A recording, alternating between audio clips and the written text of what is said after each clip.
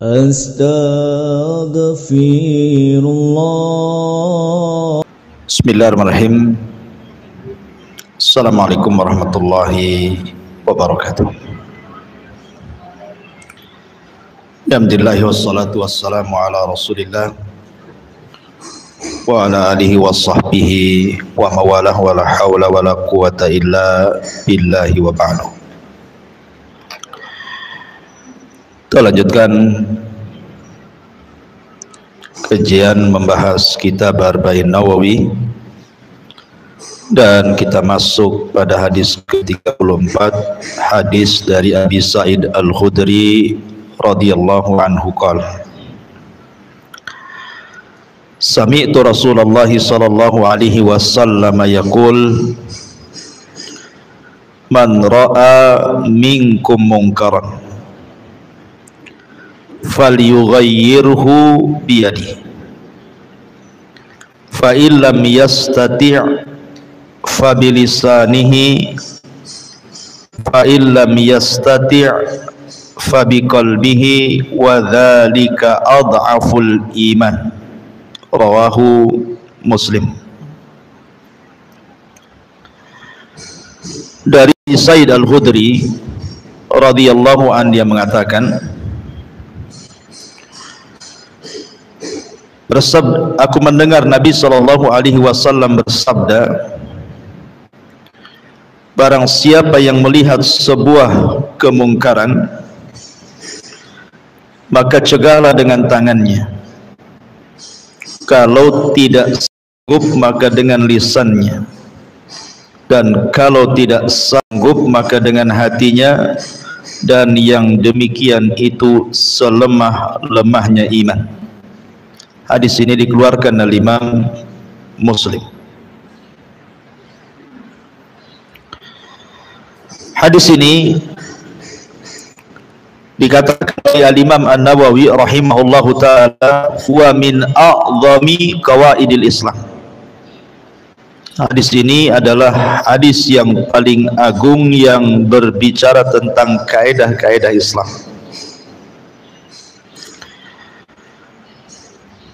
Berkata Al-Qusairi rahimahullahu taala, al-amru bil ma'rufi wan nahyu anil munkari aqwa syu'abil imani biwajhin wa ad'afuha biwajhin fataghyiruhu bil yaddi wal lisani aqwa syu'abil iman wa taghyiruhu bil qalbi ad'aful iman. Berkata Imam Al-Qusairi rahimahullahu taala, mengajak manusia kepada kebaikan dan mencegah dari kemungkaran adalah sekuat-kuatnya cabang keimanan dari satu segi, dan juga bisa menjadi iman yang paling lemah di sisi yang lainnya. Mencegah kemungkaran dengan kekuasaan dan lisan, dengan tangan dan lisan, adalah sekuat-kuatnya cabang-cabang keimanan. Dan mencegah kemungkaran dengan hati adalah selemah-lemahnya iman. Kemudian juga berkata Al-Qadhi Iyad rahimahullahu ta'ala, hadal hadith aslun fi sifati taghyir. Hadis ini adalah menjadi dasar tentang perintah merubah sebuah kemungkaran. Baik. Ma'asyiral muslimat yang dimuliakan Allah Subhanahu wa taala, banyak pelajaran yang kita akan petik dari hadis ini. Di sini Nabi sallallahu alaihi wasallam mengatakan, barang siapa yang melihat sebuah kemungkaran. Apa itu mungkar? Sehingga harus dicegah. Ada yang mengatakan bahwa makna daripada al-munkar adalah dia adalah sebuah nama yang jami, sebuah nama yang sangat lengkap, di mana kullu ma qabbahahu syar'u wa harramahu wa karrahahu, setiap yang dijelekkan oleh syariat atau diharamkan oleh syariat atau dimakruhkan dalam sebuah syariat, maka itu adalah sebuah kemungkaran. Apapun yang syariat ini memburukkan perbuatan itu atau mengharamkan perbuatan itu atau memakruhkan perbuatan itu, maka itu disebut mungkar. Perhatikan di permulaan hadis ini. Di sini Nabi Shallallahu Alaihi Wasallam mengatakan, man ra'ah, siapa yang melihat. Berarti mencegah kemungkaran itu ada kaitan dengan melihat. Makin keras saja. Jadi kurangi aja tuh apa buyar jadi. Baik, saya ulangi. Man ra'a minkum mungkaran, barang siapa yang melihat, berarti mencegah kemungkaran itu ada erat kaitan dengan melihat. Berarti mencegah kemungkaran dengan sebab mendengar tidak berlaku, harus dilihat kemungkaran. Jadi tidak boleh hanya sekedar mendengar saja, tidak boleh. Jadi betul-betul orang yang melakukan kemungkarannya itu di depan kita, nampak oleh kedua mata kita, bukan dihabarkan orang. Umpamanya kita melihat ada orang yang mabok di depan rumah kita, jelas tuh kan, nampak dia pegang botolnya, nampak dia minum khamarnya, nampak pula dia maboknya. Berarti berlakulah hadis ini. Gambaran yang kedua, dia mabok di rumahnya, ibu bertetangga dengan dia, tapi dia mabok di kamarnya. Kemudian anaknya bercerita, bapak saya lagi mabok di kamar. Berarti kan tidak melihat, Bu, ya kan? Hanya mendengar. Berarti tidak berlaku mencegah kemungkaran. Kalau tidak melihat, harus melihat, karena Rasul mengatakan ra'a, melihat, bukan mendengar. Ya. Kecuali kalau mendengarnya itu jelas-jelas mendengar, maksudnya bukan dihabarkan orang. Umpamanya ada orang yang masuk ke masjid, kemudian ambil mic masjid, nyanyi pula di masjid, kita pula sebelah rumah, kan dengar tuh. Itu memang jelas-jelas mungkar, karena tidak dihabarkan orang, kita mendengar sendiri. Ya. Maka yang seperti ini juga harus dicegah lah. Nggak mungkin masa mic masjid digunakan dangdutan, kan nggak mungkin. Dari sini ada larangan tajassus. Tidak boleh tajassus walaupun berdalil untuk mengingkari sebuah kemungkaran.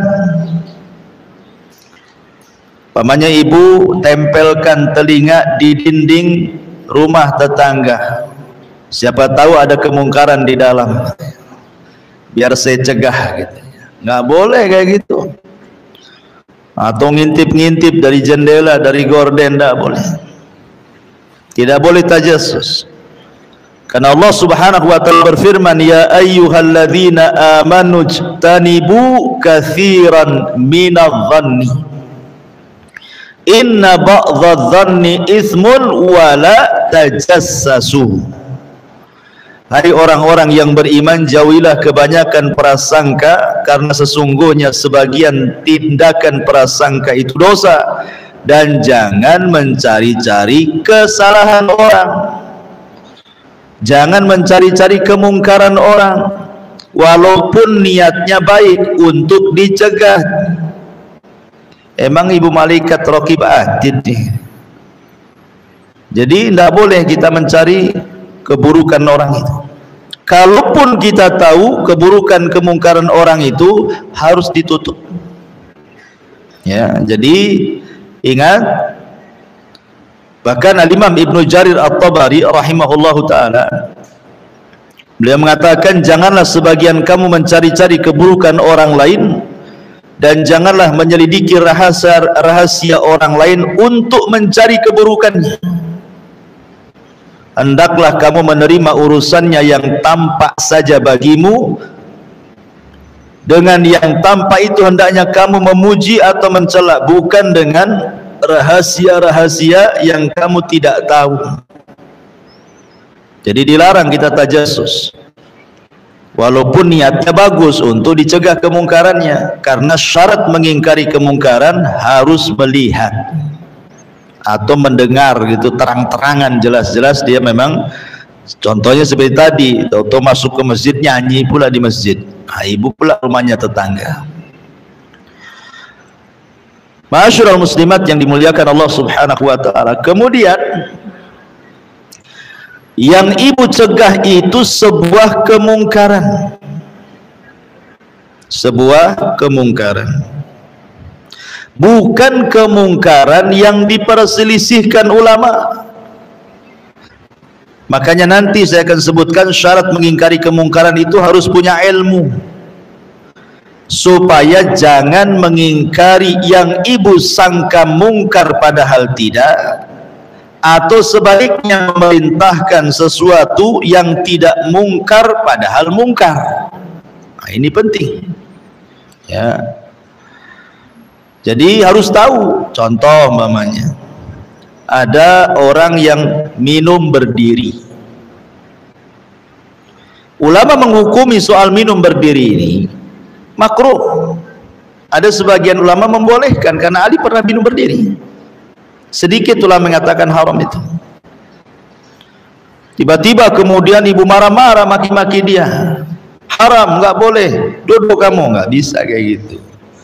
Maka yang seperti ini bukan diingkari kemungkarannya, tetapi dinasehati. Beda nasihat dengan mencegah kemungkaran. Bagaimana cara nasihatnya? Yang ngomong, kalau seandainya dudukan lebih baik. Beda kalau mencegah kemungkaran kan dengan menghardik kan gitu. Ya, dengan diambil badannya dipaksa duduk. Duduk kamu, bukan begitu. Itu mengingkari kemungkaran namanya. Tapi kalau nasihat itu baik-baik ngomong, coba kalau duduk kan bagus dari segi kesehatan. Ya, karena saya pernah bicara dengan orang, dia punya sering sakit pinggangnya. Sering sakit pinggangnya itu. Padahal minum air putih banyak. Rupanya dia cerita, ini tajrubah dia, artinya dia pengalaman. Setelah saya minum duduk, hilang sakit pinggangnya gitu. Ya, kalau minum berdiri walaupun air putih itu kata dia ngomong apa gitu mungkin. Tetapi setelah saya coba duduk hilang pula sakit pinggangnya gitu. Oh, bukan berarti bukan hanya sekedar nganjurkan minum air putih saja, tetapi kalau bisa sambil duduk gitu maksudnya. Itulah baru kesehatan karena menyesuaikan dengan sunnah Nabi. Ya kan ada orang kalau ingin mungkin sakit pinggang karena tidak banyak minum air putih kan gitu ya. Bukan itu saja dianjurkan minumnya sambil duduk gitu. Karena memang seperti itu dia cerita, setelah saya minum duduk itu hilang sakit pinggangnya. Ya. Kalau tak hilang-hilang ya tak tahu lah kan. Minum jamu lah biar hilang. Baik. Adapun tentang hadis ini, pembahasan pertama tentang dalil daripada mencegah kemungkaran dari Al-Quran dan yang semakna dari hadis-hadis Nabi SAW. Adapun dari Al-Quran, Allah Subhanahu wa Ta'ala menyebutkan dalam surah At-Taubah ayat 71, wal mu'minuna wal mu'minatu ba'duhum awliya ba'din ya'muruna bil ma'rufi wa yanhauna 'anil munkar. Orang-orang yang beriman dari kalangan laki-laki dan juga wanita, sebagian mereka mencintai sebagian yang lainnya, dan mereka memerintahkan kepada yang ma'ruf, yang baik, dan juga mencegah kepada yang mungkar. Kemudian Allah mengatakan dalam surah Ali Imran ayat 110, kuntum khaira ummatin ukhrijat lin-nasi ta'muruna bil ma'ruf wa tanhauna 'anil munkar. Kalian sebaik-baik umat yang dikeluarkan kepada manusia, memerintahkan yang ma'ruf dan mencegah dari yang mungkar. Kemudian disebutkan juga dalam Ali Imran ayat 104, wal takum minkum ummatu yad'una ilal khairi wa ya'muruna bil ma'rufi wa yanhauna 'anil munkar wa ulaika humul muflihun. Hendaklah kalian menjadi umat yang menyeru manusia kepada kebaikan, memerintahkan kepada yang ma'ruf, mencegah dari yang mungkar. Merekalah orang-orang yang beruntung. Dan banyak lagi ayat-ayat dalam Al-Quran perintah agar mencegah sebuah kemungkaran. Adapun sabda Nabi SAW yang semana dengan ini, Nabi SAW pernah mengatakan dalam hadis Abi Hurairah radhiyallahu an, walladhi nafsi biyadi la yushikanna ayyang zila fikum ibnu Maryam hakaman muqsitan muqsiras salib wa yaqtulul khinzir wa yada'ul jizyata wa yufidul ma' hatta la yaqbaluhu ahad. Demi zat yang jiwaku berada di tangannya, hampir-hampir Isa bin Maryam turun kepada kalian sebagai hakim yang adil. Dia mematahkan salib, membunuh babi, dan tidak ada jizyah. Maksud jizyah di sini, kalau sekarang, kalau negara Islam menyerang negara kafir, kalau tidak mau masuk Islam bayar jizyah. Tapi nanti di zaman Isa turun tidak ada, beriman atau kubunuh. Jadi Isa meletakkan jizyah.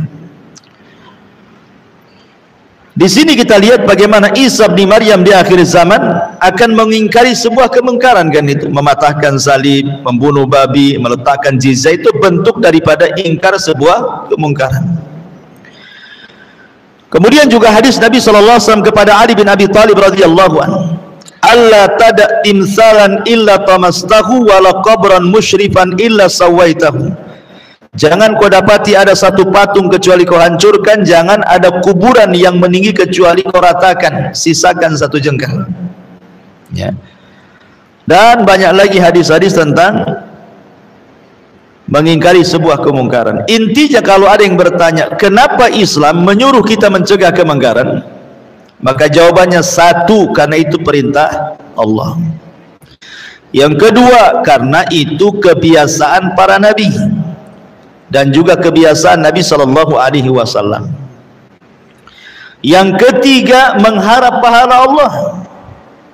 Jadi ketika kita mengingkari sebuah kemungkaran itu harus ikhlas. Harus ikhlas. Makanya Allah Subhanahu wa taala berfirman dalam surah Yusuf ayat 108, "Qul hadhihi sabili ad'u ila Allahi ala basirah." Katakan, ini jalanku, aku menyeru kalian kepada Allah ala basirah, di atas basirah pengetahuan, di atas ikhlas, di atas ilmu, supaya ketika mencegah kemungkaran itu lillah, karena Allah, bukan karena kebencian. Ya, mumpung nih aku sudah sewot sama dia, ini ada kesalahannya, bukan begitu. Itu bukan ikhlas, kan, aji mumpung namanya. Jadi betul-betul ketika mencegah sebuah kemungkaran itu di atas keikhlasan, maknanya mengharap pahala Allah. Ya. Mudah-mudahan dengan mengingkari sebuah kemungkaran itu dapat pahala. Kemudian yang keempat, diniatkan untuk sebuah kebaikan. Karena bagaimanapun mengingkari sebuah kemungkaran itu bagian daripada nasihat secara umum. Artinya bahwa ketika kita mencegah kemungkaran itu menghendaki orang itu berubah, ya. Bukan hanya kita marah-marah saja, karena belum tentu kita marah-marah sama orang yang kita mari dia berubah, ya. Kalau tidak berubah, ngapain mengingkari sebuah kemungkaran? Karena Allah mengatakan, fadzakir in nafa'ati dzikra, berikan peringatan. Kalau dengan memberikan peringatan ada manfaatnya, kalau nggak ada manfaatnya buat apa? Ya. Makanya dilihat maslahat madaratnya itu. Taib. Ma'asyiral muslimat yang dimuliakan Allah Subhanahu wa taala. Adapun secara umum kaidah melarang sebuah kemungkaran itu. Satu, harus betul-betul yang diingkari adalah perkara mungkar. Tadi saya sudah jelaskan di awal. Dan itu ada tingkatannya. Ada tingkatannya. Dia melakukan kemungkaran itu tingkatannya sampai mana? Ya. Contoh nih, Nabi SAW membuat dua permisalan. Saya contohkan dua permisalan. Pertama, Nabi SAW pernah marah kepada sahabat yang minta dibuatkan pohon untuk dijadikan tabarruk saat perang Hunain. Rasul lewat, rupanya ada pohon bidara. Pohon bidara itu di masa jahiliyah biasa digunakan orang jahiliyah untuk diambil berkahnya. Dan mereka biasa kalau sebelum perang meletakkan pedangnya di situ supaya dapat berkah dari pohon itu. Jadi sahabat kemudian ngomong sama Nabi, Rasul, buatkanlah pohon kayak itu katanya, supaya kita bisa meletakkan pedang-pedang kita ngambil berkah katanya. Ya, Nabi marah lah, ini kemungkaran dan tarafnya sudah sampai kepada kesyirikan. Makanya Nabi SAW marah dengan muka merah dan mengatakan Allahu Akbar, kata Rasul. Allahu Akbar, ucapan kalian seperti Bani Israel saja katanya, yang mengucapkan kepada Musa, ij'al lana ilahan kama lahum aliyah, jadikan Tuhan yang banyak sebagaimana mereka punya Tuhan. Tidak cukup dengan Tuhan yang esa. Rasul pitam karena ini sudah babnya bab kesyirikan. Beda dengan ketika ada Arab Baduy yang kencing di masjid. Ya kan, ini kan bukan kesyirikan. Ada orang, karena masjid di zaman itu bukan kayak gini, pasir, dan dia orang Baduy, orang jahil, tidak tahu, tahu masuk masjid kencing pula di masjid. Sahabat marah semuanya. Ya bagaimanapun ini penghinaan kepada masjid. Tapi Nabi SAW mengatakan, da'uhu, tinggalkan dia, serahkan kepadaku. Sambil senyum Nabi SAW menunggu dia selesai kencing. Setelah selesai kencing, Rasul ngasih timba, tolong ambil siram tuh bekas kencing. Kemudian dipanggil lagi, masjid ini tempat sholat, baca Quran, tempat zikir. Maksudnya bukan tempat kencing di sini. Lihat, Rasul tidak mengingkari kemungkaran, tapi memberikan nasihat. Yang satu ingkar kemungkaran, yang satu nasihat kan? Karena sebuah kemungkaran itu bertingkat-tingkat. Ya, jangan semua disamakan gitu ya. Tidak boleh menyamakan sebuah kemungkaran cara mengingkarinya. Nah, pada kisah yang pertama Rasul marah emosi karena memang jelas-jelas menyenggol tauhid di sini, kesyirikan. Masa meminta pohon tabarukan gitu ya. Makanya Rasul emosi kan. Tapi ketika ada orang Arab jahil yang kencing di masjid, Rasul tenang-tenang saja, bahkan menampakkan keakhlakannya, kemudian menasihati. Saking indahnya akhlak Rasul, Arab Baduy ini mendoakan, Allahumma arhamni wa Muhammadan wa la tarham minhum ahada. Ya Allah, rahmati aku dan Muhammad saja, yang melotot-melotot kepadaku jangan, gitu. Ya kan? Nah, contohnya seperti itu. Ya, jadi harus ada tingkatan-tingkatan saat melarang sebuah kemungkaran itu. Jadi ada yang cukup dengan nasihat saja, ada yang cukup dengan ya tekanan, menekan dia. Ya nantilah akan sebutkan tingkatan-tingkatannya. Ya.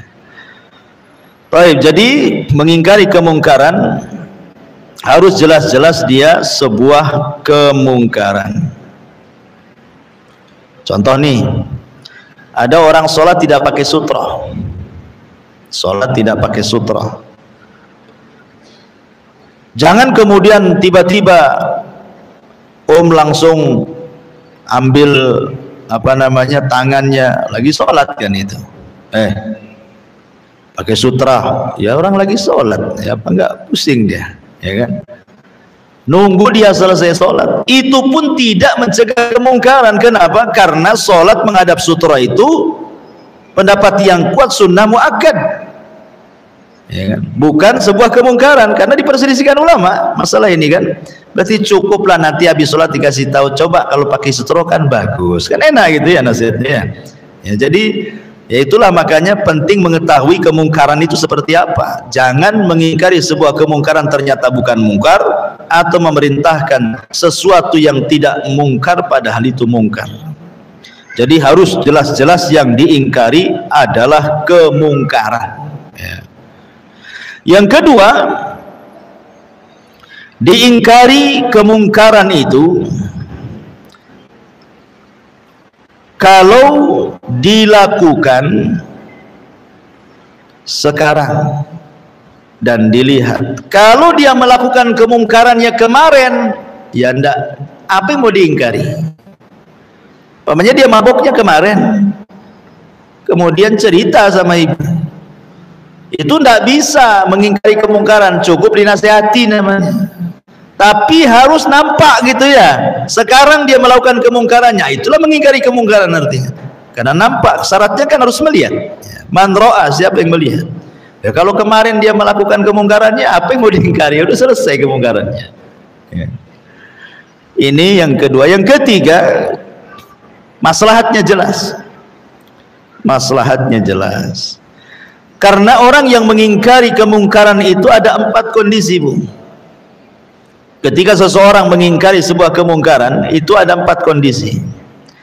Kondisi yang pertama, boleh jadi dia kemudian berhenti, yang tadinya jahat kemudian jadi baik. Ini satu.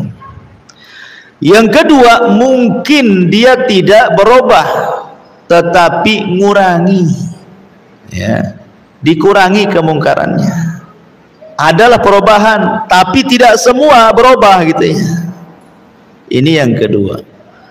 Yang ketiga, dicegah satu mungkar yang ini, ganti pula dengan mungkar yang sama yang lainnya. Memang dia berhenti di sini, tapi buat lagi di sana, gitu ya. Umpamanya dia buka judi adu ayam, ya. Kemudian dilarang, ini nggak boleh. Tutup. Besoknya ganti, tapi dengan judi yang lain, sama-sama judi namanya, cuman beda bentuk saja. Kemudian yang terakhir, ini yang bahaya, ya. Mencegah sebuah kemungkaran kepada orang yang melakukan kemungkaran, tiba-tiba dia bukannya dengar, malah sengaja membuat kemungkaran yang lebih besar daripada itu, karena sewot sama kita mamanya kan. Kan ada orang kayak gitu ya, dinasihati bukannya berhenti, malah makin parah. Nah ini harus lihat, karena kondisi orang yang melakukan kemungkaran kalau diingkari ini, karena ada 4 kondisi seperti ini, maka kita lihat maslahatnya nih. Nih kalau saya ingkari kemungkaran dia, kira-kira tobat nggak? Satu. Atau yang kedua, kira-kira ngurangi nggak? Kalau memang jelas maslahatnya, bisa tobat secara total atau minimalnya ngurangilah, kan gitu. Maka ini disyariatkan mengingkari sebuah kemungkaran, lakukan. Tapi kalau seandainya saya ingkari kemungkaran dia, malah ganti dengan kemungkaran yang sama atau lebih parah lagi, maka nggak perlu lagi diingkar kemungkaran. Artinya cukuplah dengan hati, ya. Karena orang kayak gini ngapain juga lapor RT yang punya kuasa tak bisa cegah, ya. Kemudian kita ngomong pun tak mau berubah, ya. Dengan apa? Dengan hatilah, kan itu. Karena kalau dengan hati itu ndak ada yang tahu, ndak ada yang sewot. Tapi kalau dengan tangan dan dengan lisan, biasanya ada yang sewot tuh, ada yang marah kan. Makanya tidak ada yang mencegah melakukan sebuah ingkar kemungkaran dalam hati. Makanya minimalnya dalam hati, karena nggak ada halangan orang mengingkari kemungkaran hati. Apa halangannya coba? Kalau dengan tangan takut, kalau saya ambil botolnya nanti dipukul pula kepala saya. Nah, satu. Kalau saya ngomong, orang mabok nanti dimaki balik saya. Nah, berarti kan ada konsekuensinya tuh kalau dengan tangan. Tapi dengan hati apa? Emangnya hati kita didengar dia? Ya. Maka serendah-rendahnya itu harus ada pengingkaran walaupun dalam hati. Tapi pengingkaran dalam hati pun tidak berguna dalam kondisi-kondisi tertentu. Contoh nih, ibu diundang ke undangan, anggaplah diundang ke kawinan. Di kawinan itu ngundang organ tunggal, ya kan? Ada organ tunggalnya, ada artis lokalnya. Wah, ada auratnya kemana-mana. Ikhtilatnya di situ di panggung nggak jelas gitu ya. Kemudian ibu duduk di situ makan walimah tuh. Ya. Kemudian dikatakan, Bu, ini kan mungkar, Bu. Ya. Ya kan saya sudah ingkari dengan hati katanya. Ambil duduk di situ. Dusta, Ibu. Bukan begitu mengingkari dengan hati. Ya, iyalah Ustadz. Kalau saya umpamanya ambil mic-nya saya bubarin, emangnya ini walimah anak saya? Bisa diusir saya. Ya. Kalau saya umpamanya ambil organ tunggalnya itu, apa kata dunia? Bisa perang kan gitu. Ya duduklah dengan hati. Begitu, Bu. Enggak, bukan itu. Itu bukan mengingkari kemungkaran dalam hati, Bu. Kenapa? Karena ibu bisa pindah dari situ. Ya. Beda kalau ibu dalam pesawat lagi terbang nih, rupanya dalam pesawat ada organ tunggal. Ibu mau turun dari pesawat lewat mana? Mau terjun payung, ya kan? Maka ada perbedaan as-sama dan istima namanya. Sama itu mendengar, istima lezat dengan pendengaran. Ya. Kalau dengar kemudian merasa lezat, yang tadinya jari diam bergerak, itu lain ceritanya. Berarti bukan sekedar mendengar, tapi menikmati dengan pendengaran. Lain kalau dalam pesawat kan ibu tidak bisa kemana-mana kan gitu. Mau pindah dari mana di situ? Oh, di depan mata nggak bisa keluar dari situ. Ayah terpaksa dengarlah. Tapi dalam hatinya tidak suka kan? Itu yang benar namanya mengingkari dengan hati. Tapi kalau mengingkari dengan hati tapi ibu hadir juga di tengah-tengah kemungkaran, ya bukan mengingkari dengan hati. Mengingkari dengan hati ya pindah dari situ, kan memungkinkan bisa pindah atau cepat-cepat makan pulang. Kan begitu maksudnya ya, harus dibedakan tuh. Ya. Jadi ini penting pembedaan-pembedaan seperti ini supaya jelas gitu. Seperti apa mengingkari dengan hati itu. Ya. Baik. Kemudian yang nomor 4. Ya. Bahwa mencegah kemungkaran itu selain daripada maslahatnya jelas, ada manfaatnya. Manfaatnya jelas juga, bukan maslahatnya saja, manfaatnya jelas. Kalau tidak ada manfaatnya nggak usah, cukup dengan hati saja. Karena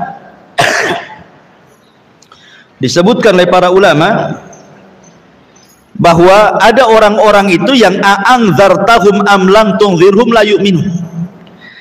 Ibu kasih peringatan ataupun tidak, memang dia degil tak mau beriman. Lalu apa manfaatnya? Ngapain saya datang ke dia, saya nasihati? Nggak ada manfaatnya. Ya. Jadi jelas mengingkari sebuah kemungkaran harus ada manfaatnya. Kalau nggak ada, cukuplah dengan hati, doakan saja, mudah-mudahan dapat hidayah. Selesai, ya kan? Baik. Kemudian ayyakuna ingkarul munkar bil yaddi sirran. Kalau memang dengan tangan kita, dengan kekuasaan kita, ya, maka lakukan secara sirran, secara sembunyi-sembunyi. Idza kana sahibul munkar mustatiran laisa mu'linan. Kalau yang melakukan kemungkaran itu diam-diam dan tidak terang-terangan. Ya. Jadi kita mencegah kemungkaran itu, lihat orang yang melakukan kemungkaran. Kalau dia terang-terangan, kita cegah terang-terangan. Kalau dia sembunyi-sembunyi, kita cegah sembunyi, gitu maksudnya. Ya. Makanya mencegah kemungkaran juga tetap, walaupun seperti itu harus melihat masalah dan mafsadah ya. Masalah dan mafsadahnya tetap dilihat. Kemudian juga mencegah sebuah kemungkaran itu harus dengan ilmu, harus dengan lembut, harus dengan adil. Kapan kita letakkan 3 kata ini? Lembut, ilmu, adil. Sufyan Ats-Tsauri rahimahullah ta'ala mengatakan, beliau mengatakan La ya'mur bil ma'ruf wa yanha 'anil munkar illa man kana fihi hisali thalathin. Tidak boleh ibu menyuruh manusia kepada kebaikan, mencegah kemungkaran, kecuali ibu punya 3 sifat. Sifat tadi yang saya sebutkan. Kata Sufyan Ats-Tsauri rahimahullahu taala, rifqun bima ya'mur. Lembut saat memerintahkan kebaikan. Rafiqun bima yanha. Ketiga, mencegah kemungkaran, anggap dia kawan kita. Kemudian yang ketiga, adlun bima yanha. Harus adil dengan apa yang ibu larang itu, karena dosa itu bertingkat-tingkat. Ya. Jangan kemudian orang awam ibu samakan dengan orang yang sudah tahu. Harus adil, meletakkan sesuatu pada tempatnya. Pamannya ada tetangga tak pakai jilbab, adik ibu nggak pakai jilbab juga, sama-sama nggak pakai jilbab tuh, tapi kan beda posisi. Ini adik saya, itu tetangga saya. Dibedakan cara mengingkari sebuah kemungkaran. Harus adil. Adil itu meletakkan sesuatu pada tempatnya kan. Ini adik saya, harus keras saya. Tetangga tak bisalah keras. Besok tak salam, tak kalam, tak mau lagi antar rendang ke rumah. Agak masalah jadinya kan. Jadi lihat, keadilan dalam mencegah itu harus ada, memposisikan kemungkarannya seperti apa, pelakunya siapa, itu ya, supaya adil. Ya, berarti ini sudah 3 ya. Pertama, kalau dalam menyuruh kepada kebaikan harus lembut. Kemudian kalau mencegah kemungkaran, 2, Rafiq. Rafiq itu anggap dia teman, jangan anggap musuh. Ya, karena orang mencegah kemungkaran kalau dianggap musuh, oh itu nggak kekontrol kita ngomongnya tuh. Ya. Tapi kalau anggap teman kita dia, tentu kan akan terkontrol caranya kan. Kemudian adil, meletakkan sesuatu pada tempatnya. Yang lebih penting lagi adalah alimun bima ya'mur wa alimun bima yanha. Dia tahu apa yang diperintahkan, dia tahu apa yang dilarang. Harus punya ilmu.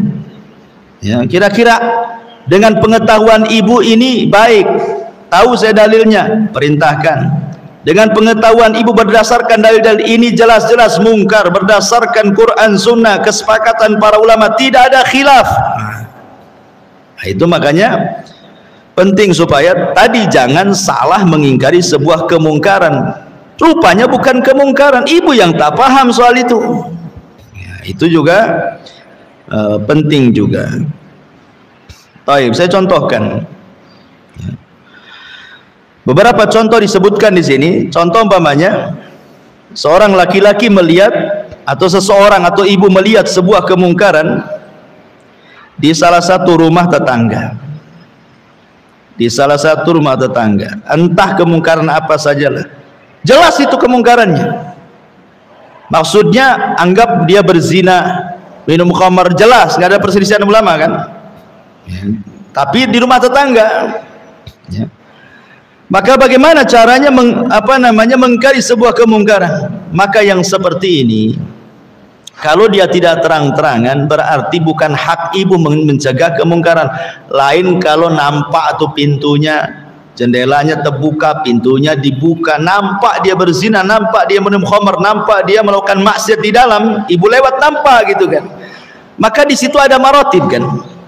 Ya. Pertama dilihat, ibu punya kekuasaan nggak tuh di komplek di situ? Oh, nggak bisa, berarti ibu lapor RT. Ya. Cari yang punya kekuasaan di situ. Pak RT, masalah tuh rumah itu. Ya. Kenapa? Mabok-mabokan tuh, saya nampak tuh. Kalau nggak yakin sanalah tengok. Itu botolnya berjejer tuh 100 botol lebih tuh. Tak botol kecap, tak botol apa, pokoknya nampaklah botolnya di situ. Akhirnya kemudian RT-nya turun tangan. Lah itu namanya mengingkari kemungkaran dengan kekuasaan. Berarti yang berkuasa di situ. Tapi kalau ibu tidak berkuasa, jangan coba-coba, nanti masalah kan gitu ya. Karena itu tidak bisa dirubah kecuali dengan kekuasaan. Kecuali kalau memang di rumah itu saudara, nggak apa-apa, ibu punya kuasa di situ dan kita sebagai orang tuanya di situ. Nah, bisalah, karena itu ponakan sepupu, bisalah kita cegah dengan kekuasaan kan. Kita banting-banting, kita buanglah botolnya ke tong sampah. Tapi kalau tidak bisa, maka dengan lisan, nasihat. Tidak bisa dengan hati.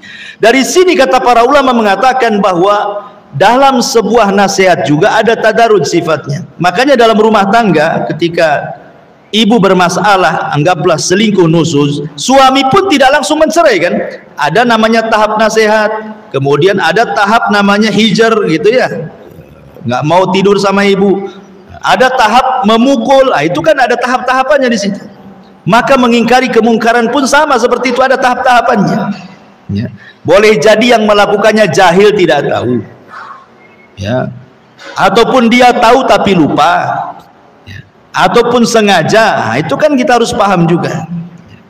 Baik, ma'asyiral muslimat yang dimuliakan Allah Azza wa Jalla, adapun beberapa tahapan yang disebutkan para ulama ketika mencegah sebuah kemungkaran. Kalau seandainya orang yang melakukan kemungkaran itu orang jahil, tidak paham, maka kewajiban ibu at-tanbih wa tadhkir, cukup memperingatkan, mengingatkan dan memperingatkan. Karena orang jahil ini namanya orang jahil, dia tidak tahu itu mungkar disangka tidak mungkar.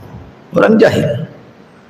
Umpamanya ada orang baru masuk Islam, dia tidak tahu hukum puasa di bulan Ramadan, nyantai aja dia minum depan ibu kan, itu namanya orang jahil ya kan, baru masuk Islam. Berarti tugas ibu tanbih, ngasih tahu, tadzkir, ngasih peringatan, nggak boleh loh, Islam itu kan, kamu sudah masuk Islam, nggak boleh kayak gitu. Nah, jadi dengan lembut.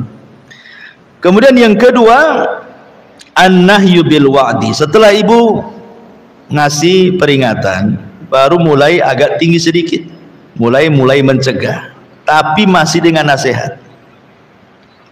Mencegahnya tetap dengan nasihat ya. Kemudian yang ketiga, kalau tidak bisa, al-jazru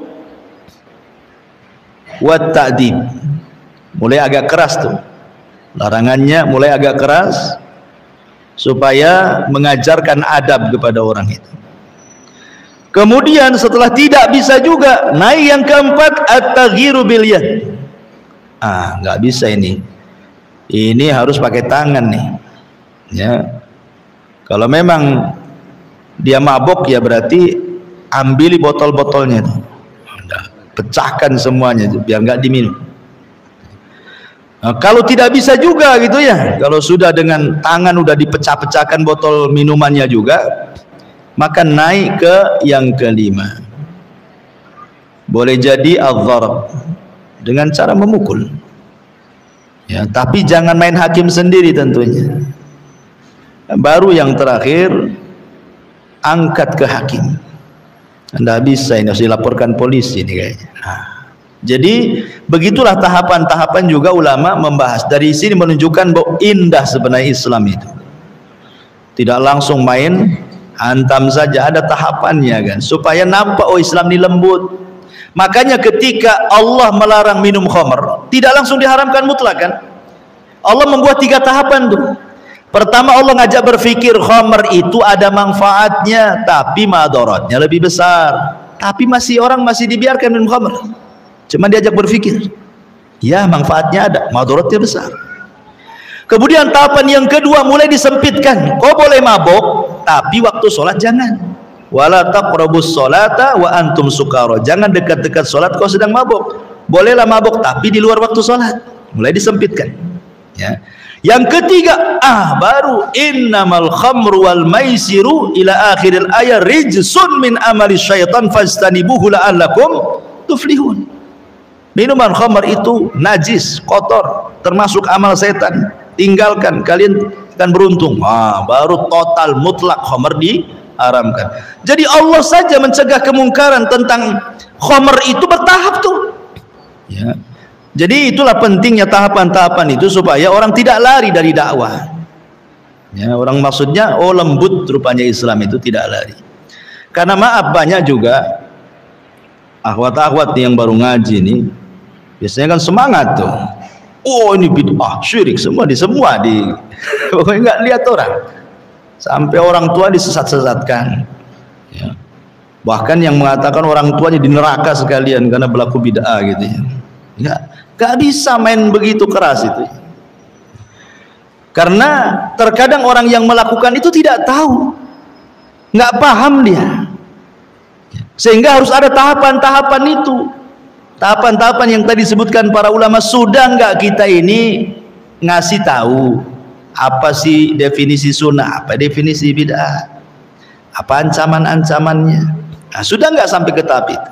Boleh jadi kepalanya ada syubhat, sudah nggak dibantah syubhatnya, supaya hilang dulu syubhatnya ya.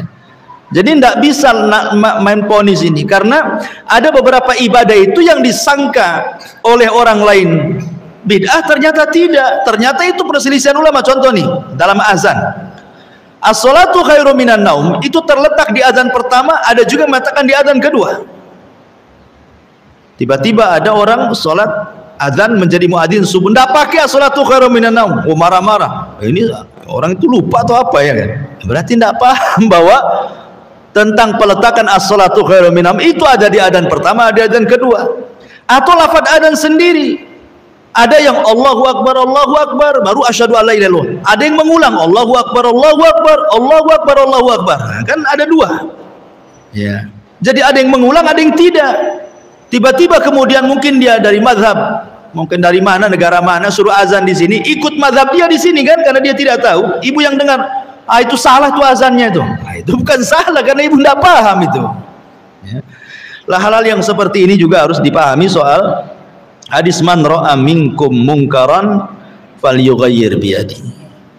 Karena di zaman dulu, karena tidak punya pengetahuan soal mencegah kemungkaran, akhirnya dia sendiri yang jatuh kepada kemungkaran. Contoh, di zaman Ali radhiyallahu anhu ada 3 orang khawarij, 3 orang khawarij yang memiliki pemahaman takfir, mengkafir-kafirkan orang. Semua penghafal Quran. Ini khawarij ini 3-3-nya hafal Quran, dipimpin Abdurrahman ibn Mulzam. Apa kata Abdurrahman ibn Mulzam? Ayo kita cegah kemungkaran gitu. Kata kawannya, bagaimana caranya? Biar negeri ini aman, kita bunuh 3 orang ini, Ali, Muawiyah, Amr bin As. Mereka mengatakan bahwa 3 orang ini biang kemungkaran, kita cegah kemungkarannya gitu. Akhirnya betul-betul dalam waktu yang sama, di waktu subuh mereka bergerak. Ali pula memang Allah takdirkan mati syahid, terkena pedangnya Abdurrahman bin Mulzam, meninggal dia. Muawiyah bin Abi Sufyan terluka, sebab lukanya dia tidak memiliki kecuali 1 anak setelah itu, Yazid bin Muawiyah yang terakhir. Kemudian Amr bin As qadarullah, dia sedang sakit perut. Kemudian wakilnya yang mewakilkan untuk imam di masjid, wakilnya yang dibantai oleh dia. Tapi 3 orang yang membunuh ini dasarnya apa? Mengingkari kemungkaran katanya. Masa mengingkari kemungkaran membunuh Ali? Nah, itu karena kejahilan kan itu. Nah, itulah dikhawatirkan seperti itu. Kita mau mencegah kemungkaran, sebenarnya kita sedang berbuat kemungkaran gitu ya. Nah, itu yang harus dipahami ya. Wallahu a'lam bishawab. Kita bentangkan dengan tanya jawab saja, silakan.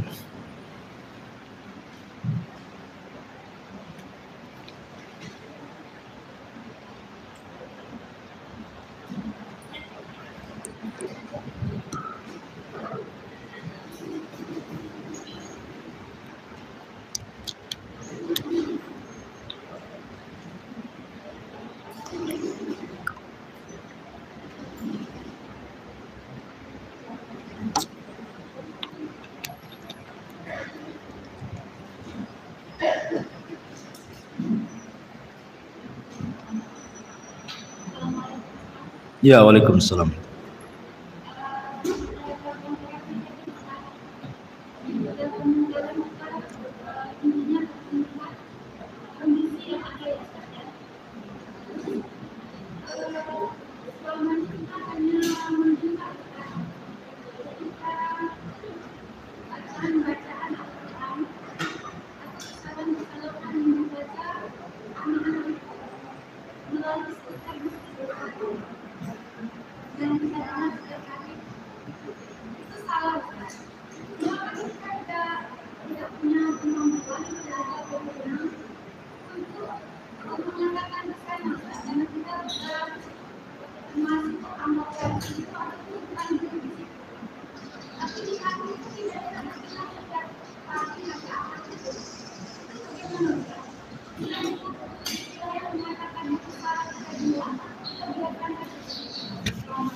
Iya, jadi sama dengan ibu melihat televisi lah tuh.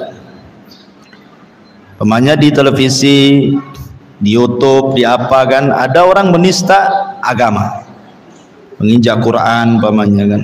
Lebih parah daripada itu, pemanya kan, diinjaknya Quran, dibakarnya Quran, nampak di televisi, nampak di YouTube, pemanya. Cemana ibu ndak mungkin ibu masuk ke TV di rumah, cemana masuk ke TV-nya? Nabrak kaca TV lah.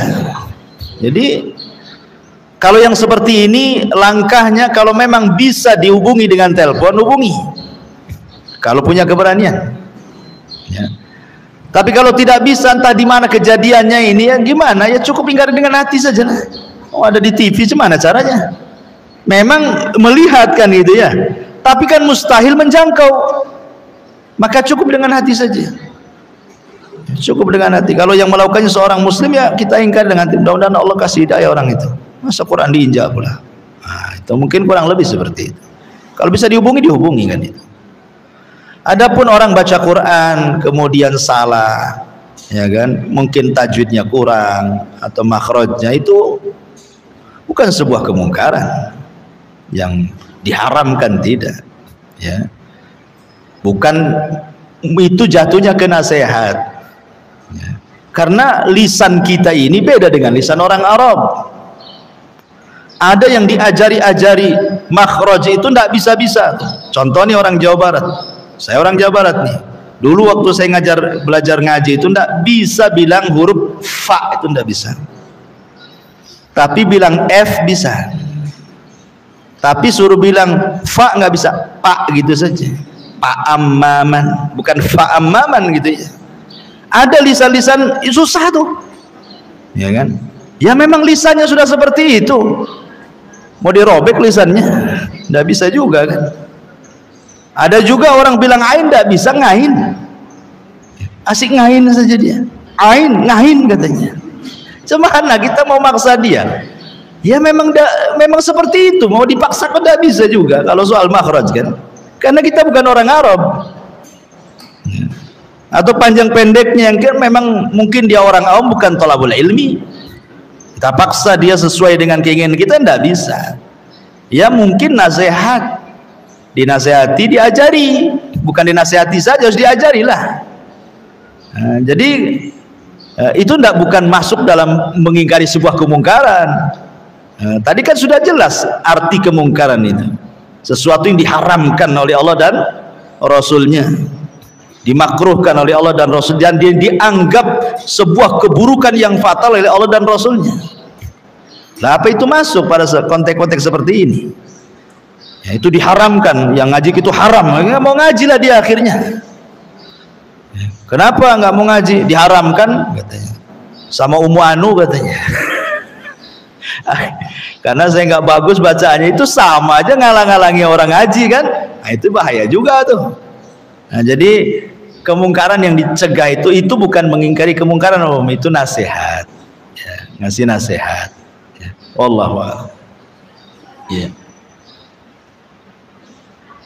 Nggak bisa mic-nya tuh ya, nggak ada baterainya. Oke, teriak aja lah.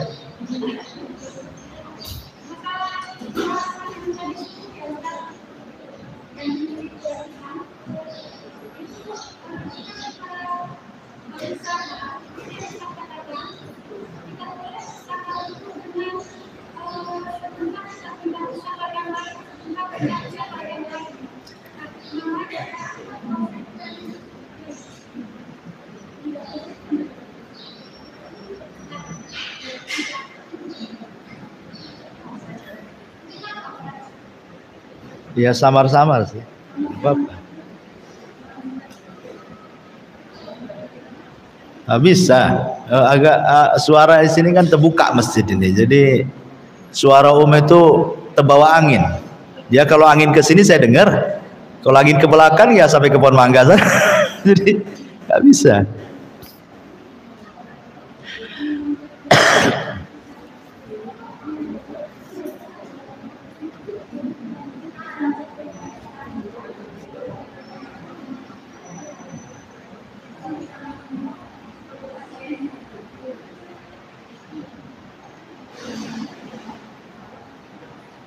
Hah? Hah? Maju. Kalau agak cempreng suaranya denger. Kalau ngebas agak susah. Ayah.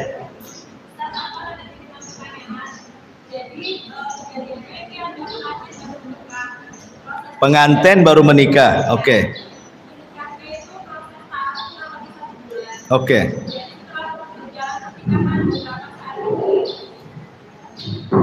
Lah, nggak dari tadi pula. Ya. Jadi ada pengantin baru menikah, terus proses pernikahan ini dari proses taruh selama 1 bulan. Oke. Jadi setelah berjalan pernikahan, keluarga dari suaminya ini menunjuk bahwa si istri ini mendapatkan suami ini dengan cara begitu. Dengan cara? Menunjukin suaminya. Oh, melet suaminya, oke. Ya. Terus dia juga disuruh ingin menguasai harta suaminya. Terus ini kan kalau suami ini tahu. Udah kawin belum? Ya, kan? Belum kawin. Sudah. Oke. Terus keluarga suaminya ini tahu itu kadang-kadang mendatangi dukun. Jadi keluarga suaminya ini juga menuduh bahwa orang tua dari istri ini adalah keluarga dukun gitu. Terus dia disuruh bersumpah di atas Al-Quran kalau memang itu tidak benar. Jadi sikap yang harus diambil oleh istri itu bagaimana? Iya. Saya punya cerita fakta. Jadi seorang saya cerita, ada suami istri orang kaya, baru beli baju tuh istrinya, bajunya mahal, bagus, jalan-jalan. Di lain arah ada kakek-kakek sakit, bawa tongkat melawan arah. Jadi pas di situ ada lubang, ada airnya. Si kakek ini jatuhlah ke lubang itu karena lagi sakit. Akhirnya cipratan airnya terkenalah pakaian si istri orang kaya itu. Ngeluhlah istri sama suami, bukan dibantu si kakek ini, malah ngomong sama suaminya, ini baju baru gimana? Marah suaminya, malah dekati kakek itu ditampar. Akhirnya pulang nih, karena ingin ganti pakaiannya kan. Qadarullah sampai di rumah kepleset suaminya, kebentur kepalanya, mati. Kata istrinya, jangan-jangan suami saya disihir kakek itu katanya. Ya. Akhirnya karena kejadiannya baru saja, ini nyipratin air, pulang suaminya kepleset jatuh. Jadi istri ngomong jangan-jangan disihir kakek itu katanya. Jadi kumpullah keluarganya karena orang kaya. Akhirnya nyewa lawyer, masuklah ke mahkamah, dilaporkan bahwa kakek itu penyihir. Dipanggil kakek itu ke pengadilan di persidangan.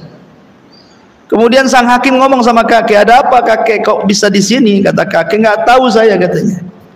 Lalu kejadian seperti apa? Saya pun tak paham katanya. Saya itu jalan, tiba-tiba ada lubang, saya masuk ke lubang itu, lagi sakit pun saya katanya kecipratlah pakaian itu. Rupanya istri yang keciprat itu ngadu sama suaminya, tiba-tiba nampar saya. Kemudian saya berdoalah, ya Allah saya ini lemah, dia itu kuat, saya tidak bisa membalas, kau aja yang balas, kata kakek itu. Jadi kata hakim sambil tertawa ngomong sama si istrinya itu, kamu ngadu sama orang yang kau cintai, suamimu, tiba-tiba gara-gara itu suamimu nampar si kakek ini. Tapi kakek ini ngadu sama Allah, Allah yang membunuh suamimu katanya. Kan itu ya. Dari sini tidak bisa orang nuduh-nuduh tuh. Apalagi cerita dukun, susah buktinya. Nggak bisa dibuktikan, susah bukti, gimana caranya? Karena ini memang namanya dukun itu dunia setan, pasti dia akan menghancurkan rumah tangga orang. Dukunlah dunia setan, nggak ada malaikat-malaikatnya. Dukun itu semua dunia setan. Kalau dia datang ke dukun, ya memang dukun pasti ngomong itu pakai dukun lain, karena memang tugasnya dukun itu wakilnya setan di bumi, suruh cerai. Jadi kalau memang pakai dukun, bersumpah aja lah, nggak ada masalah. Ada masalah apa? Saya nggak pernah nyihir. Apa yang mau disihir? Ya enggak apa-apa kalau itu sebagai pembuktian kalau memang dia tidak menyihir dan permintaannya seperti itu, maksudnya bukan menghinakan Quran ya, bukan suruh nginjak Quran, suruh bakar Quran, ngencingi Quran, bukan begitu.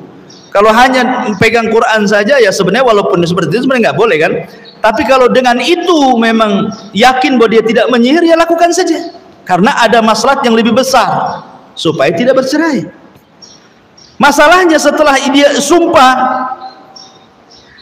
dia harus ada perjanjian, tidak nuduh lagi. Apa setelah disumpah kemudian selesai urusannya?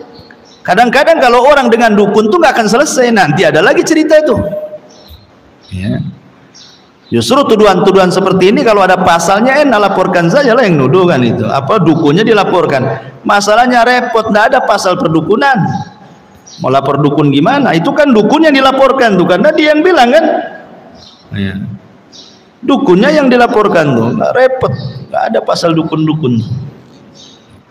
Wallahu a'lam.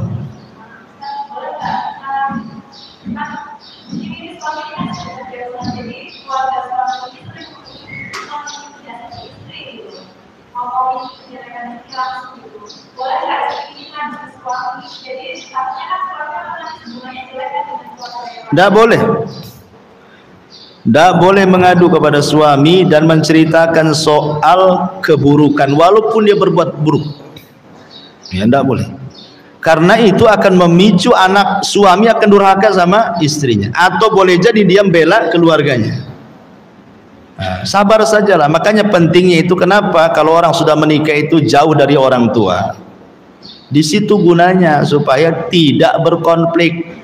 Sebab kalau satu rumah atau berdekatan, nah itu biasanya banyak konflik tuh. Kalau orang tuanya tidak berakal, ya kalau orang tuanya berakal malah bagus. Kadang-kadang kan rumahnya sebelahan, kalau dapat dikontrol anaknya.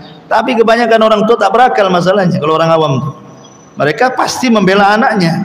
Kalau anaknya ngadu itu bukan bagaimana masalahnya mendengar dari dua kuping, enggak. Ya, dia langsung terpikir enak saja anak saya sudah saya besarkan, tahu-tahu dihina, langsung dia modelnya gitu. Itu kalau orang awam, ya.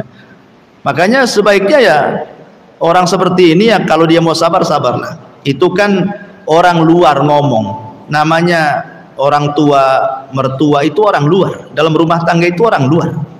Kita itu orang luar, namanya orang luar biarkan saja, selama tidak merusak hubungan rumah tangga. Kita rahasiakan. Ya, kita doakanlah mudah-mudahan dia sadar. Dan kalau itu adalah orang tua suami, maka menghormati orang tua suami itu bagian daripada menghormati suami. Ya. Jadi kita harus lebih menghormati lagi. Karena menghormati orang tua suami itu lebih sama dengan menghormati suami. Karena suami sendiri lebih mementingkan orang tua dibandingkan istri yang secara Islam. Berarti kalau kita menghormati suami, orang tua suami itu sama kita menghormati suami. Karena dia sendiri sebenarnya haknya lebih besar kepada orang tuanya. Makanya sebaiknya nggak usah dilayan, biarkan saja anjing menggonggong. Kapilah tetap berlalu kan gitu. Nggak usah didengar saja kan. Bilang sama dia nggak usah didengar. Kalau perlu kasih kapas tempel di kupingnya tuh. Ya. Wallahu a'lam. Ya silakan. Sampai nggak tuh ke situ? Atau ke situ aja lah. Nah, bisa di situ. Karena agak budak juga saya nih.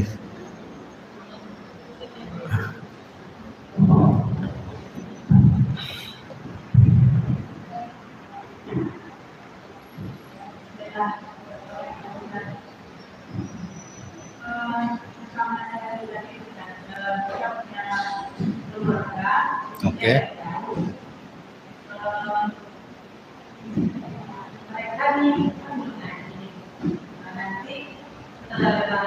Kebiasaan sama orang itu kan.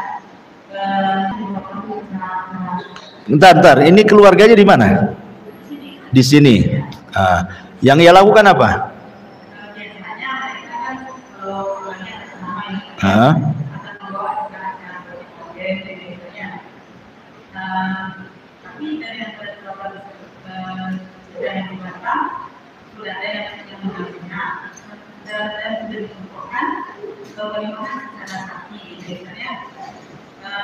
Jadi si saudara ini datang ke rumah, Ibu kan Om ini ngira-ngira lah. Tapi kejadian itu kalau memungkinkan nggak, berapa persen kejadian tuh? Kan lu belum terjadi nih. Cuman mengira-ngira kalau dinasihati ini sebenarnya pasti terjadi, maka sebelum terjadi Om cegatkan gitu kan. Ya enggak apa-apa, itu nasihat itu namanya. Kan kemungkarannya belum ada. Syarat mengingkari kemungkaran kan harus nampak gitu kan. Dan sesuatu, jangankan yang belum terjadi, yang sudah terjadi saja tidak ada ingkar mungkar di situ. Yang ada nasihat, apalagi belum terjadi. Ya, belum terjadi itu walaupun ngomong ini 100% akan terjadi, belum tentu. Yang namanya sesuatu yang belum terjadi tidak bisa dipastikan. Cuman kan perkiraan gitu ya, bisa terjadi bisa tidak. Cuman perkiraan kita ini bisa terjadi nih karena adalah koordinat tanda-tandanya. Tapi sekali lagi di sini belum ada kemungkarannya. Kemungkarannya apa yang belum terjadi? Ya, makanya cukup dinasihati saja, ngasih masukan lah. Ya enggak apa-apa. Ngasih masukan yang positif, tidak ada masalah, nasihat. Itu nasihat lah maksudnya. Ya baguslah nasihat ke saudara. Kalau dia menerima ya. Kalau nggak menerima ya sudah, yang penting sudah disampaikan.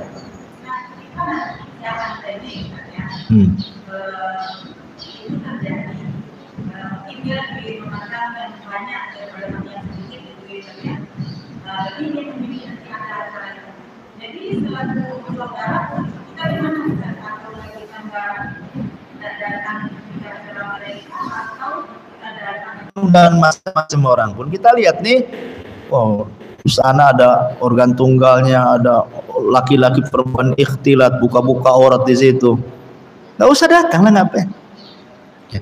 Tapi kalau itu acara saudara umpamanya kan, dia sudah ngancam, Ustaz datang ya, nanti saya nggak akan ngomong selamanya sama kamu. Ya udahlah, itu kan di bawah ancaman kan, datang tapi sekedar datang makan pulang, ya, saya kan tidak datang ya, supaya meminimalir kemungkaran tadi. Nggak terlampau lama duduk di situ, dengar-dengar di situ, nengok-nengok ikhtilat tidak jelas di situ gitu maksudnya. Ya lihat maslahat dan mafsadahnya aja lah.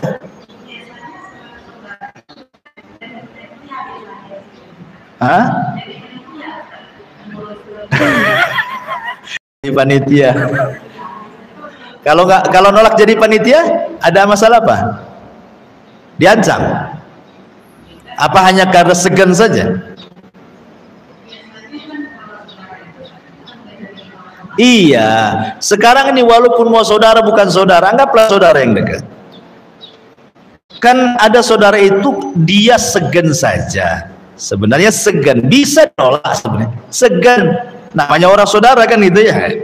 Tapi namanya kemungkaran nggak ada istilah segan-segan. Namanya mungkar harus dijauhi kan itu. Kecuali kalau ada kerusakan, kita mencegah kemungkaran, datang kemungkaran yang lain. Ya. Kalau memang kita bisa mencegah, kalau seandainya saya tidak maulah ada acara seperti itu dan tidak ada masalah, dia sudah tahu dengan kita, ya apa masalahnya? Kecuali kalau seandainya dia sudah ngancam-ngancam, kalau nggak jadi panitia awas saja. Ya. Kamu kan saudara saya, itu udah ngancam. Nah, kalau begitu daripada ini memutus silaturahim kan lebih besar dosanya daripada hadir sebentar kemudian pulang, atau jadi panitia sebentar kemudian balik kan gitu. Ya jadi panitia saja lah kalau ada ancaman seperti itu. Tapi kalau nggak ada, apa madaratnya? Ya, madaratnya apa bagi kemudian kalau mamanya menghindar kemungkaran itu? Wallahu a'lam. Ya.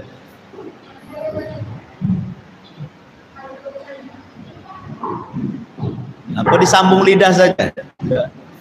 Apa langsung?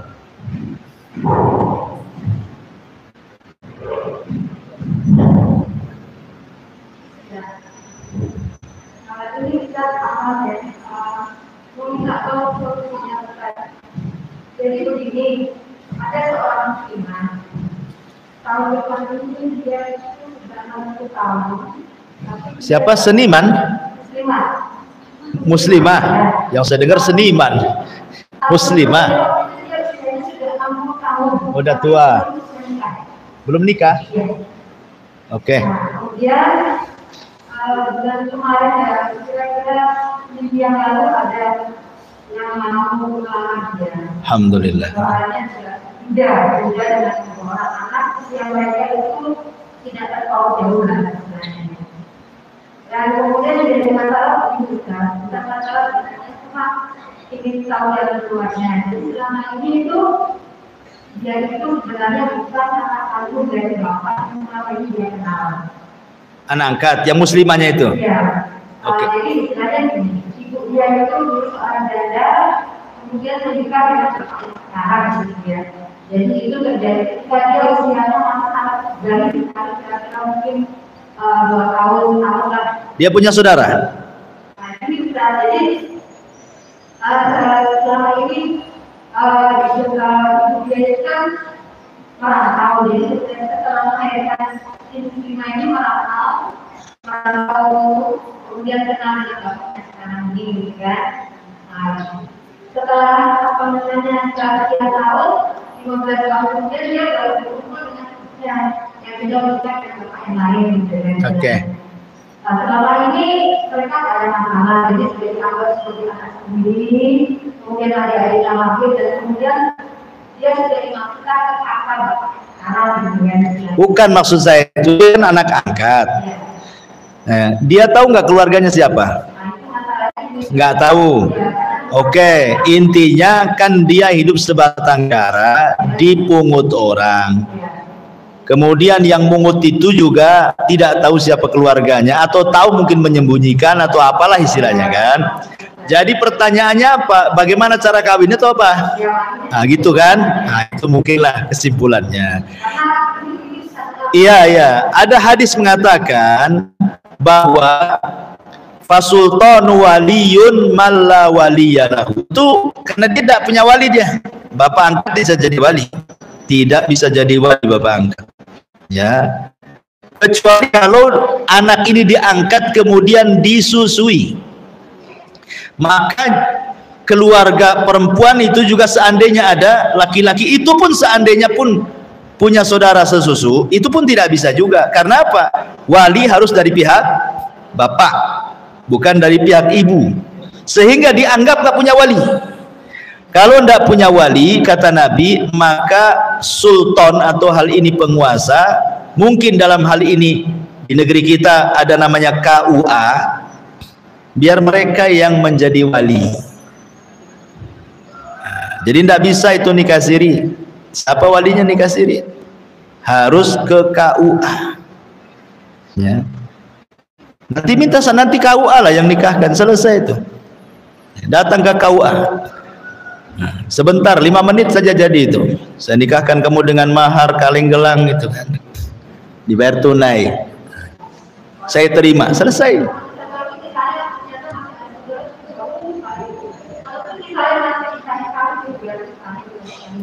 Kalau memang bisa dicari, tapi kalau ada masyakoh, kesulitan, entah berantah di mana, alamatnya di mana, orangnya di mana, itu susah lah kan itu. Sudah ke KUA saja. Ya, biar KUA yang menjadi wakil daripada wali. Sah nikahnya kalau sudah KUA tuh. Karena dia adalah penguasa. Ya. Tapi kalau masih bisa dihubungi, nanti walinya ngubungi Pak KUA di sini atau siapapun bisa menjadi wakil. Tidak harus KUA kalau memang ada walinya. Ya. Tapi sebaiknya ke KUA karena biar resmi secara agama, resmi secara negara. Ya. Wallahu a'lam. Itu ya. Iya.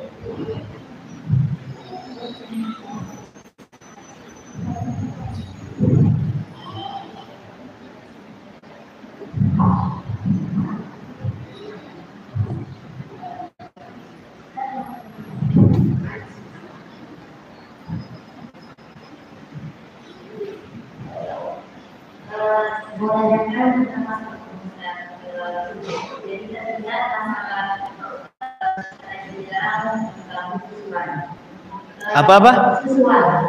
Anak susuan. Oke. Ini saya pernah mendengar dan saya mau lanjut. Nah itu kan dia diberi sesuatu saat sudah balik. Itu kan baru diberi suan oleh Indonesia. Sehingga mereka kan menjadi anak suan. Yang Disusuinya setelah balik. Iya, dikasih, disedot pakai alat kemudian dikasih minum. Oke. Apakah susu khusus untuk saya ataukah susunya bisa dipakai oleh semua orang?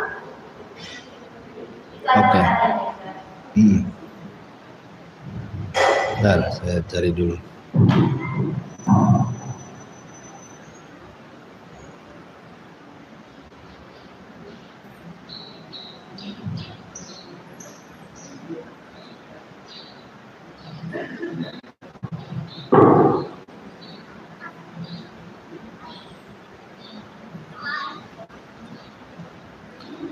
Iya, kita baca di sini beberapa fatwa para ulama. Ya. Antaranya Syekh bin Baz dia mengatakan. Jadi anak itu dikatakan anak susuan dan menjadi hukum mahram. Itu ayyakuna syartaini, harus ada dua syarat. Ayyakuna tiflu fir radha lam yakmul haulaini.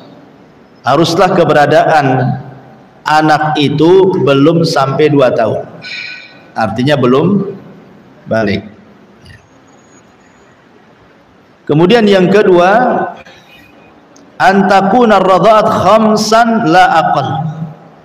Anak susuan itu ketika disusui minimal 5 kali susuan, maksimal terserah. Tapi sekali nyusu kenyang jadi daging, sekali nyusu kenyang jadi daging. Ya. Ini pendapat beliau Syekh bin Baz rahimahullahu taala. Ya. Jadi kita tahu di sini ada syarat dikatakan anak susuan. Apakah kemudian tadi yang ibu ceritakan yang pernah terjadi di zaman para sahabat juga, bahwa ada seorang sahabat kemudian ngerawat anak laki-laki, akhirnya besar sudah balik, jadi risih istrinya, sampai kepada Nabi. Kemudian oleh Nabi SAW disuruh disusukan, padahal sudah balik kan, ya, dengan cara dimasukkan air susunya ke makanan kemudian dimakan. Jadi anak susuan.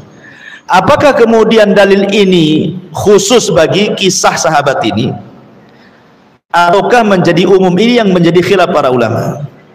Ya. Tapi ada yang mengatakan bahwa hadis tentang masalah itu khusus bagi sahabat ini, tidak bisa dijadikan umum bagi anak yang sudah balik. Ini khusus hadis ini, khusus kepada sahabat itu.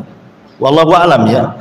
Sehingga ketika tidak ada jalur mahram lewat susuan, maka caranya jalur kedua dengan cara dinikahkan yang ada hubungan mahram supaya jadi mahram. Ya.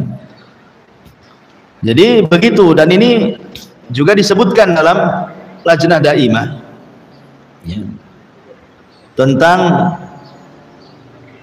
didapati seseorang yang sudah 10 tahun belum balik, la yujad ladaihi man ya'uluhu, tidak orang ini yang merawatnya, kemudian mau diangkat menjadi anak susuan. Maka Lajnah Daimah mengatakan ar-radha'ul mu'tabaru makana fi haulaini aulaini min umri tifli. Sekali lagi beliau juga sama dengan pendapat Syekh bin Baz tadi. Jadi umur anak susuan itu harus 2 tahun paling maksimal, minimal ya di bawah 2 tahun kan itu ya. Baru, tetapi wa ammar radha' ba'da haulaini, anak susuan di atas 2 tahun, fala i'tibara lahu fi syari', tidak dianggap di syariat. Ya, tidak dianggap, artinya ya percuma walaupun dikasih susu tetap aja dia bukan mahram. Itu maksudnya. Ya. Tetapi karena dia sudah jadi anak angkat di situ, maka dia boleh satu rumah dengan cara apa? Dengan cara tetap melaksanakan adab-adab syar'i kalau sudah balik. Kalau dia sudah balik, anak perempuan, ya tetap tutup aurat, karena dia bukan mahram dengan keluarganya kan. Ya, tapi dia boleh hidup satu rumah dan tidak dikatakan ikhtilat. Beda kalau umpamanya dengan perempuan yang bukan anak angkat kan nggak boleh satu rumah kan. Nah, tapi ini kan sudah diangkat dari kecil masalahnya kan. Dan diambilnya sudah umur 3 tahun, akhirnya sudah nggak ada lagi, sudah kasep bahasa kitanya, mau dia ini kan anak angkat pun Sudah lewat 2 tahun kan itu, anak susuan. Ya sudah jadi anak angkat saja. Kalau dia tidak ada tempat lain, dia nggak ada lagi tempat ke keluarganya. Ya mau hidup sama siapa lagi kalau sama-sama kita? Cuman nasihati dia. Ya, kalau dia laki-laki nasihati. Berarti orang rumahnya yang harus jaga aurat. Kalau dia perempuan ya dia yang jaga aurat gitu maksudnya. Kalau ingin jadi mahram karena tidak ada jalur pertama, pakai jalur kedua. Nikahkan siapa di antara keluarganya biar mahram. Nah, gitulah caranya. Cuma 2 itu aja lah menjadikan mahram. Wallahu a'lam.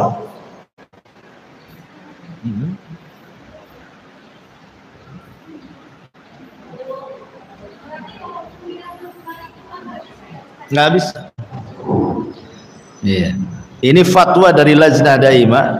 Lajnah Daimah ini yang membawahi seluruh fatwa di Saudi Arabia. Ulama-ulama sana. Iya.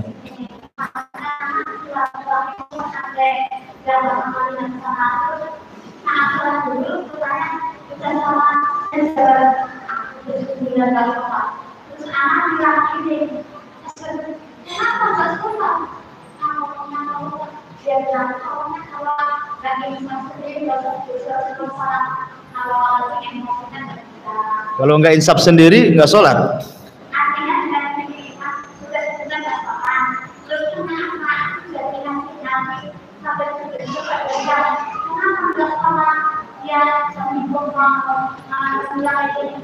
Kalau aku nggak sadar sendiri, nggak sampai nasihatkan nggak ikhlas. Ya, harus sadar sendiri. Kalau cuma yang nasihati siapa? Oh, oke. Iya. Orang yang dinasihati siapa? Oke. Oke.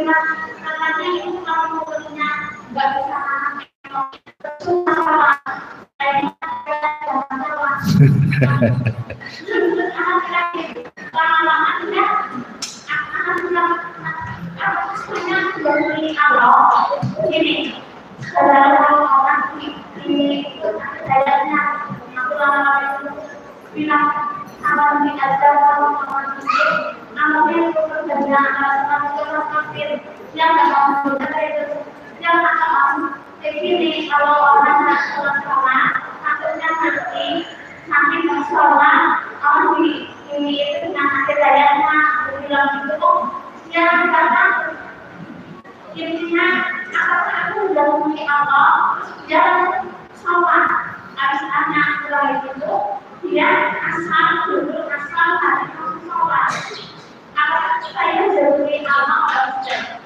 Dari kata yang mana?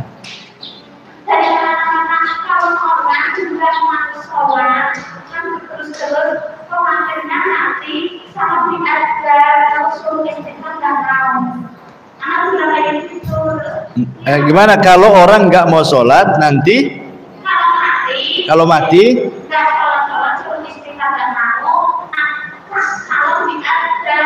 Langsung diazab. Oke. Ya bener lah. Enggak mendahului. Itu kan ini nyampaikan hadis Nabi. Memang betul orang nggak sholat, kalau di kuburan ya diazab memang. Kan ada hadisnya. Ya. Kecuali kalau ngomong begini, kamu kalau nggak sholat, kamu bersumpah demi Allah tidak akan masuk surga, itu tak boleh. Kalau udah bawa sumpah demi Allah nggak akan masuk surga, demi Allah kau masuk neraka kekal di dalamnya, itu tak boleh. Tapi kalau hanya secara umum saja, nanti kalau nggak sholat kamu akan diazab, itu umum, nggak apa-apa. Nggak ada di situ mendahului Allah. Memang harus ditakut-takuti karena dalam dakwah itu kadang-kadang dikasih kabar gembira, beramalah biar masuk surga, jangan maksiat nanti masuk neraka. Memang begitu dakwah itu. Jangan ditakut-takuti terus, jangan juga dikasih kabar menakutkan terus gitu kan. Nggak ada masalah. Apalagi pas dikasih tahu dia berubah, alhamdulillah lah. Iya. Wallahu a'lam.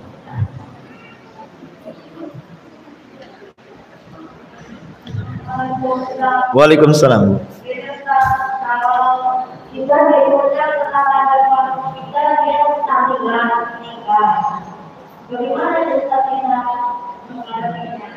Gimana? Ada orang meninggal? Oke, ya, meninggal kemudian ada kenduri gitu ya.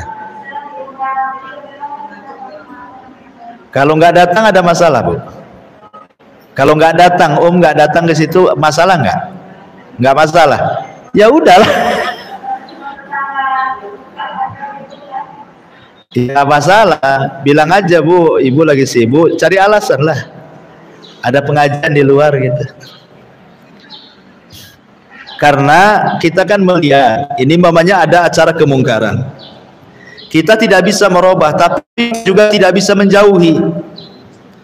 Maka kita boleh membuat kemungkaran kecil untuk menjauhi kemungkaran besar dengan cara berdusta, ya, untuk supaya menghindari kemungkaran yang lebih besar. Mungkin dusta juga nggak boleh kan gitu. Nah, cuman untuk menghindari yang lebih besar boleh berdusta. Kecuali kalau ibu mau terang-terangan, oh maaf ya, saya yang dalam keyakinan agama saya tidak boleh, tidak mau saya seperti itu. Itu lebih bagus lagi, top markotop tuh. Kalau bisa, kadang-kadang nggak berani, segen. Nah, kalau segen ya sudahlah, pura-pura kemana waktu yang acara itu ya ngomong kemana ke, pura-pura silaturahim ke rumahnya siapa kan itu. Ya. Tapi jangan kemudian tak mau hadir tapi mau pula makanannya di situ. Ya. Kalau dianterin ya terima saja. Ya. Dan setiap harta orang kafir pun, harta walaupun orang yang musyrik sekalipun, kan tidak boleh makan dagingnya, tapi nerima saja, habis itu dibuang terserah. Karena kan sembelihan orang musyrik tidak boleh dimakan. Ya, tapi menerima hadiah terima saja supaya tidak sakit hati. Namanya orang kasih hadiah terima, tapi dibuangnya jangan depan dia pula. Nah, itu namanya ngajak perang. Ambil bawa ke rumah, nggak ada orangnya, sudahlah buang. Karena bagi kita itu tidak halal. Ya. Nah, tapi kan kita menerima hadiah itu supaya senang dia, supaya nggak tersinggung saja. Ya, wallahu a'lam. Sudahlah ya, sudah 10:30. Subhanaka wa bihamdika asyhadu an la ilaha illa anta astaghfiruka wa atubu ilaik.